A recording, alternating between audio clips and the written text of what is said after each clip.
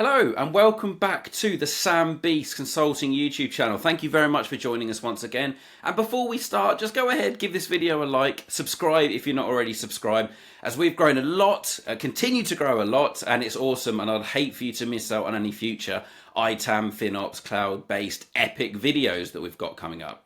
So today we are going to be talking about building your hardware convention. And before we actually dig into that, what does that actually mean? What is a hardware convention? And basically, this is your standard approved hardware models that you have defined for your organization and your different user roles. AKA, we're only going to buy these three models: standard user, a CAD or design type user, VIP. For example, you can have more than that, more than three profiles, but just to give you an example. The purpose of creating a hardware convention and to standardize that is that you can price lock, you can budget a lot more. You're only supporting a set number of models and hardware vendors rather than a complete sprawl of HPs, Dells, Lenovo's, Apples, Asus, whoever else you've decided to bring in. So it helps your support, helps your strategy, helps your budgeting, helps ITAM, and really does help you get more out of your assets throughout their life cycle. When you are building your hardware convention, it may be that you already have a pre-existing one in place, but you're looking to see what's out there in the market. You may not have a hardware convention in place and are looking to start from scratch and build one up. Either option, this is the video for you. But before we dig into those end user based assets, first of all, I really would like to emphasize that this should be done properly. It should be done using all of your key stakeholders, maybe even a project, doing a RFP and RFX, which is like a request for anything and everything, so that you can do this properly, so there's no ambiguity. Everyone has had their opinion. You've gone through it correctly. It's not just ITAM saying, we're moving to this model because it's really cheap. We're going to give out Google Chromebooks to everyone because they're so much cheaper than what we've been buying. You don't want that. You want to make sure that you find a solution that's going to be right for everyone and right for your organization for a long time, because it could be a lot of upheaval changing suppliers. So consider it a project, do an RFP, get your procurement teams involved, get all of your stakeholders involved so that you can have a look at the options out there. Next up is having a look at the hardware vendors that can support you. Can they deliver to all of your regions if you're a global organization? Can they provide you the models and the specs that you need? Things to consider when building out this hardware RFP, when looking at your hardware convention. Who do you want to be involved? Are they just vendors that you've had bad experiences with in the past that you don't want to involve? Maybe still keep them in so that they can have a chance to prove their worth to you. Are there any additional vendors you've never worked for that you'd like to add in? Invite them to join the RFP in the project so that you can really assess the best option for you. Yet shipping and being able to provide the assets to all of your locations is a big thing. If you don't have that directory, I highly recommend that you build that out as part of the initial project planning phase, easy for me to say, so that you can cover all of your bases. There may be that you can directly ship to some countries, but you'll need to use providers and partners for other countries. Either way, good to get that understanding very early on in the process. Next up, you're going to want to understand the payment structures as well and price locking. This is all to do with the hardware RFP at the moment, the building the convention. We're not even looking at the models yet, but it's just getting that foundation and that groundwork in place. Is it even possible to price lock? Is it even possible to get an understanding of the payment structures now? Is it just buying them outright? Can we buy in bulk for bigger discounts? Ask all of those questions as you're inviting these hardware vendors to compete, to be the lucky ones to provide you with your end user based hardware. And finally, in your planning phase, ask them about additional services. Can they image, tag, do IT asset disposition, direct shipping to the customer? Do they have any additional services that can help you manage those assets more effectively throughout their life cycle? If they do have additional services, this could be a key factor in you picking your winner further down the line when you're through this process. So let's start off then looking at laptops, what you need to consider, what you need to know when building out your hardware convention. Think of your profiles. You're going to have a standard user. You're probably going to have a CAD or a design-based user, maybe a VIP. You may have more than three profiles, but try and reduce the amount of profiles that you have, because that just means you're going to have different hardware convention, different specs, and potentially different models. So profile your users. You may have this already, great. You may not have it already, build it out. When you're looking at your laptops then, you want to start considering things like, the operating system. Are you going to be Windows, Mac OS, Linux? Where are you going to go? Normally it's a Windows v Mac OS option, and you may actually allow exceptions, which we'll go on to in a second. But let's say you're going for Windows. Boom. Okay, well, that's Apple out of the running straight away, as we're a Windows house, but we'll come on to that later on. They're not totally out of the running just yet. We will come back to that one in a second. Next up, the manufacturers that you want to work with. You may want to be completely switching your vendor because of bad experiences, or because you've seen better options with different hardware vendors. Build out the list of hardware vendors you'd like to include in this project. Look at the likes of your Dells, Lenovo's, HP's, even Asus, MSI, etc. Anyone that you know is good from a corporate standpoint that should be able to provide you with the spec and the service and the quality of laptop that you will need. Now that you know your operating system, you know the manufacturers you want to invite, you've built your profiles as well from a Windows standpoint, you now have a target on the different models, the hardware convention that you need to build out. Now you start need to thinking about the technical side of things. Screen size. How big do the different profiles need from a screen perspective? 13-inch, 14-inch, 15-inch, 16-inch. What do they need? Okay, your developers and your CAD people, they'll need 16 inches. Your standard user, happy with 13, 14 inches because they'll connect it to a monitor anyway when they're in the office. So build that out. What screen size do they need? Once you've done that, you're ready to move on to the next step. Now we're going to be looking at the actual technical spec of the asset. So we're looking at things like how much RAM do you need? What's the difference between memory and RAM? Memory is RAM. Yay. What kind of, what RAM size that they need? What hard drive space they need, SSD size? This is a really good question nowadays. A lot of organizations have gone to cloud first mentalities, aka don't store it on your local device, put it all in OneDrive. Could be a consideration. You may be spending like a terabyte or whatever in your current spec. Maybe you can reduce that down because you've now got cloud storage that you're encouraging all of you to work from. Could be a potential option there, potential cost saving if you're downgrading. We're also then looking at things like the graphics card and also screen resolution and more technical stuff under the hood of the device, where the fan placement is, battery, all of that fun stuff. Again, you're going to have to look at this for each of the profiles because what works for a standard user sure as heck may not work for your design team and your CAD team that are using things like Autodesk, the Adobe suite. A standard laptop with 8 gig of RAM, it's probably not going to cut it for the software that they're using. So they may need a different spec. They may need like a 16 gig of RAM, 1 terabyte SSD, for example, whereas your standard user could do with 8 gig of RAM and having just a 512 gigabytes SSD. You see what I mean? You need to build that out based on their requirements and based on their profile. One size is not going to fit all, as much as we'd love it to be the case. It doesn't quite fit all, so you'll need different models, different hardware convention for each of those profiles that you've defined. We're now looking at the number of ports and connections and the connection type. This is always one that seems to catch people out later on down the line when they're going, I've not got enough USB-C ports for my external web camera, for this monitor, for that. And it's like, okay, we need to get then additional consumables so that they can have more connections, and it's just a pain. Consider that now. Think of your average standard user. How many monitors do they need to connect to external monitors? Do they need to add in additional, like drawing pens or tablets that they're using then for CAD and 3D design and creative stuff and all of that stuff that's way beyond the levels of creativeness that I have. So think about all those extra bits that are going to be attaching in to your new laptop model. How many ports will you need? Well, you need to look at extenders anyway. Maybe the case, but yeah, consider that when you're building out your hardware convention. Battery life, which is another big consideration. What's the standard from the hardware provider? What can they guarantee that you're going to have if it's just normal usage? Is it a 2, 3, 4, 5, 6, 7, 8, 9, 10 hour battery life? How quickly then will it charge for people that are moving around the office, moving from meeting to meeting? Is there a quick charging option, super quick option, just general, energy efficiency charging option? Find out all of these things, because batteries, as assets get older, the battery is the one thing that constantly keeps coming up. It can't hold charge. You need a new battery. You go and buy an aftermarket one because you can no longer get the OEM one anymore. Batteries always seem to be the thing that start failing first.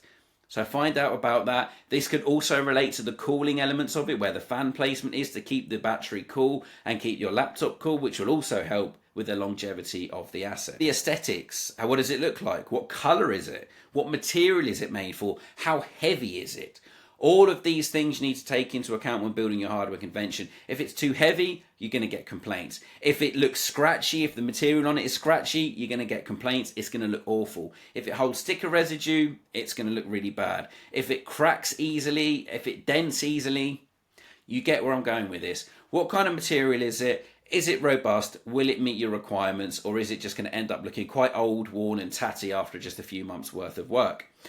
Colour is also another one, believe it or not, but hardware vendors can provide you with like a nice Alcantara type style, or you can have this aluminium looking one, or you can have this space grey or this dark black one, or you can have the slight tinge of blue in there, grey. Oh, there's so many colour options now. Just pick a standard one that you want moving forward, just a normal, nice corporate looking colour. Unless you're like a really creative, designy type organisation, maybe then you'll go with an out there colour. But then remember the ITAD's value of that. It's a lot easier to resell through ITAD's, corporate, your blacks, dark greys, light greys, etc., than it would be like a bluey colour.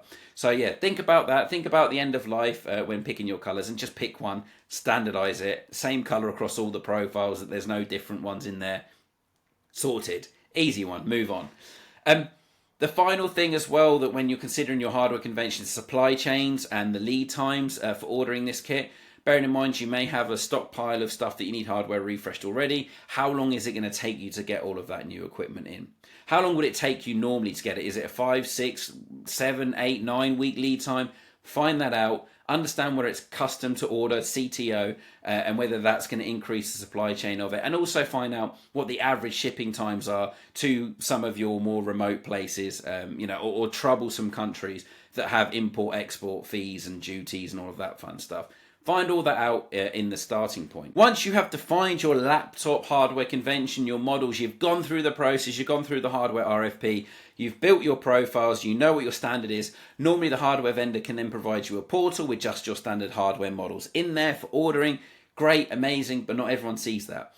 I would send out communications. I'd update our approved hardware convention, which normally is in our service management tool with our asset management database and our SeamDB.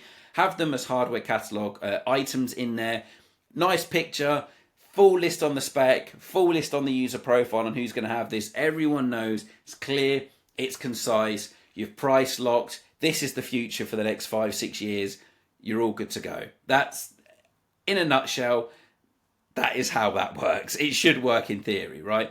And then as time goes on, you'll gradually start to remove out the old models, the old hardware vendors, and bring in your new ones. It's not, unless you do a big bang straight away, which requires a heck of a lot of resources, heck a lot of time, heck a lot of money. Unlikely you're going to do that. You're just naturally going to replace all of your old models for the new models in your hardware convention. It'll just be that natural cycle. But yeah, if you do the big bang, let me know how it goes. This has always been a stressful one and a very expensive option. But if you do it, please do let me know how it went. I'd love to know. We mentioned earlier about exceptions. And of course, there are going to be some exceptions where you do need another operating system, and enter Apple.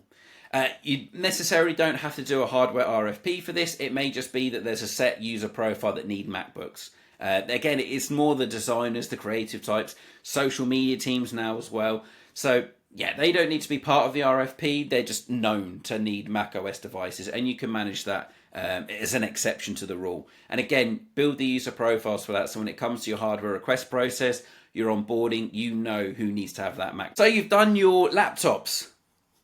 Great job. Let's move on to desktops now. There's a slightly different set of parameters that you need to look at for this one. Same ones again are going to be budget, operating system, manufacturer, same one as your laptops. Really try not to have a different hardware vendor for your desktops and your laptops. Again, your profiles, you need that. Same with the laptops. There's a lot of duplication work here, which is really good because it means hopefully you've already done this. Now we're going to be looking at the size of the desktop. There are so many options out there. Again, now you've got small form factors, you've got mini towers, you've got towers. They change the name depending on the vendor. It's hard for me to keep up. It really is. But yeah, you've got so many different options. So then it's like, what do you want for it? Are they going to be for hot desks? Are they going to be, an extra device for a user? Go back to the user profiles. What do they need? What kind of size do they need? Do the really small ones have the amount of power that you need? Smaller would be preferable personally for me because they're easier to mount to a desk or hide rather than a big, remember the old big desktops used to be massive on a desk. They take up the whole desk basically. The user had nowhere to put anything else. But yeah, think about the size of the device and the type of the desktop that you want to buy. It goes back to then looking at the amount of connections and ports that you have. Again, how many monitors are going to connect to it? What additional things are you going to need to add on to it? Think about it, consider it. Don't let it be a nasty surprise further down the line. We're then looking at the monitor options as well, and we'll go on to how to build your monitor convention in a second. But yeah, what kind of monitors are you going to have? 1, 2, 3, maybe? What kind of ports do they have? What do they need? It all comes together. It all, they're all linked. So have a think about that. And finally, very much like with the laptops, you're looking at the warranties, the additional support and services that they can provide. And of course, we're back to the supply chain and the lead times. Same again with the laptops. Get this all in your approved hardware convention when you've picked the models and the manufacturer and the vendor.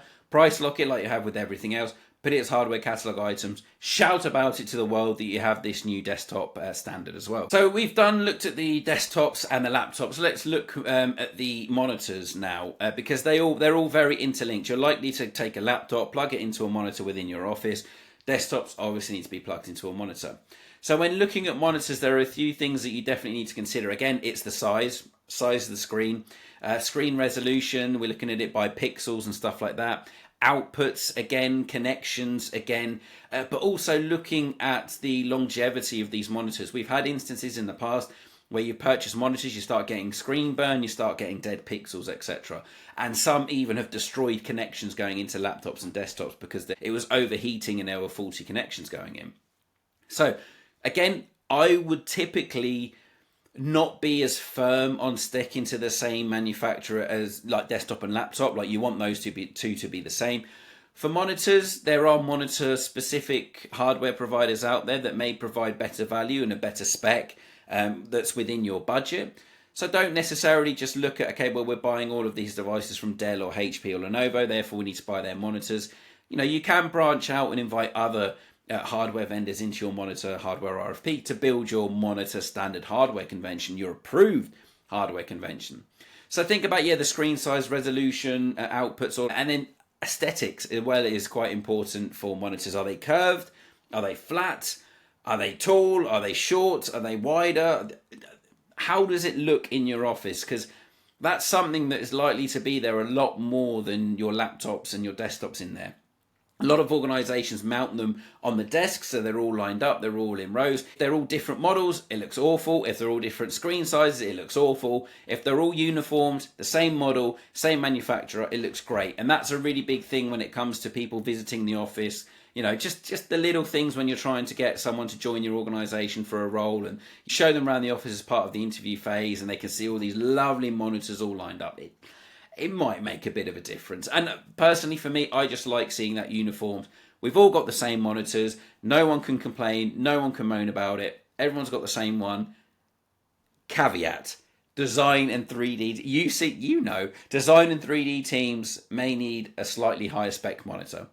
Consider that. You don't really need user profiles for monitors, but I would think about what your design, your CAD, your 3D, your social media, etc. teams, because colors and stuff can look different on different monitors. So if they're not a standard user, maybe they get a different monitor, but that's something for you to consider when building your convention. And as per usual, please make sure that you're screaming and shouting about your new monitor models. Big them up, why you chose them, why you're moving over to them, and again, unless you're doing a big bang, it will be a natural progression as you refresh your older models. Let's move into the mobile side of things now, your iPhones and your tablets, and I've left these till last because there's so many options out there, very much like with the laptops, but there feels like there's more options out there on the mobile side of things. So again, you need to start and consider what your budget looks like. Are you going to do device leasing, or are you going to buy the mobile or tablet outright? That's something to consider first of all, because if you're doing device leasing, that's obviously an OPEX cost. If you're buying the hardware outright, it's CAPEX. It might require a different type of project, different stakeholders, different budgets, etc. So consider that. Device as a service seems to be the go-to one at the moment, in particular for mobiles and tablets, simply because these phones, even personally, they last 2 years, then you get a new contract, a new handset, etc. People want a newer phone. It also goes back to what your mobile policy is. Is this just a phone because you've added it into the contract as a benefit, or does this actually serve a purpose? The difference being on the it's just added as a benefit in part of your contract. You can get a cheaper model if it's not critical to that user's work. However, if it is critical to their work, you're going to need the higher model. For example, you can go from a 16E as your standard cheap one to a iPhone Pro Max, for example, for someone that desperately needs this device. You may even use the phone more than their laptop. Consider those profiles. Again, some organizations have like VP and above, get an iPhone Pro Max or Galaxy S22 or whatever it is, Plus or Ultra. They've got those level of thresholds, then standard user gets a standard lower model. But yeah, you need to define that within your organization as to what the kind of phone usage is going to be, how critical it is to the organization, or whether it's just a benefit for joining your organization. Remember, your corporate phones that you're providing are exactly that. You own them. It should be for work purposes. It shouldn't be for personal stuff. Just saying. Shouldn't be for watching Netflix and how good pictures it takes of the user's children or cars or whatever else. It's for work. Just, yeah. Then you need to look at the operating system. We keep going back to this, but it's a key factor. iOS v Android. Which route are you going to go down? Which is more compatible for your organization? If you've already got iPhones, you're probably going to get iPhones again because it's tricky to move then over to Android. If you've already got Android, you see where I'm going. So yeah, pick the operating system, which one you're going to go for. Then that will obviously limit down the manufacturers that you can invite to tender for being your approved hardware provider for your mobile devices. If you pick iOS, Apple. If you pick Android, you've got a lot more options. You're looking at Samsung. You've got the OnePlus. You've got Google phones as well. There's a lot more options on that side of things. So you've got more shopping to do on that front. So yeah, make sure you're looking at the screen size, again, resolution if that's important, camera if that's an important one, supply chain, all of that fun stuff. But we're also then looking at the additional warranties. If you're buying it outright, Apple typically have 1 year. So it's a case of do you need to buy additional Apple Care on that one, or any additional support and services if you're going down a different hardware vendor route for your mobile devices. How's that going to work? If you're device leasing, you've obviously got to consider the condition that you need to keep it in when you hand it back to the hardware provider to get money back for it, or whether you're going to get penalised. Like when you rent a car, you're renting the device. Are there scratches on it? Has that reduced the value? Are you going to have to pay a fine or not get money back at the end of it? Things to consider, and therefore you also need to think about accessories with this one. Screen protectors, phone cases. Protect them at all costs. Keep them looking as nice as you can so you can reuse them internally and so that you get most money back at the end of it. With the tablets and the phones, exactly like you've done with all the other ones, shout about it, publish it, show which type of user role will have what type of asset. It makes things so much easier, so much clearer. You can support it. Price lock it, you can budget way more effectively, etc. for your mobiles and your tablets. May even end up saving a lot of money if you move to device leasing, or you just decide you're not going to give mobile phones out at all. That could also be an option. So that's just a very high level overview of how you can build out your approved hardware convention. Once you've gone through this for all of the different end user asset types, you have a beautiful hardware convention that you are published with pictures and spec and user profiles and price locked, so that you can budget in all your hardware refreshes and your net new requests moving forward. It makes things so much easier. It's always a pain when you go into an organisation. They've got Dells over here, Lenovo's over there, HP's over here, MacBooks there, Asus here, MSI there, etc. It's like, why? And it's just, oh, well, that was what we ordered at the time. Some have extended support, some have premium support, some have standard warranty. It's like, it's a nightmare. It's a minefield. So if you can build all of that out, have the same hardware model for your desktops and your laptops, maybe even your monitors as well. You've got one place that you're going to order it. You've got the same warranties and extended support across the board. You know what's covered under that. You know what the pricing is. You know what the spec is. It makes everything so much easier. I really hope you found this useful. Hopefully you can take some of this back into your organisation and join us next week for our webinar where we're looking at hardware refresh planning, which is very apt and convenient for the timing of this one as we're looking at hardware conventions. And then after that, we'll also look at how to build your hardware convention for your network and infrastructure assets. Until then, please don't forget to like and subscribe. See you next week. And as always, happy ITAMing.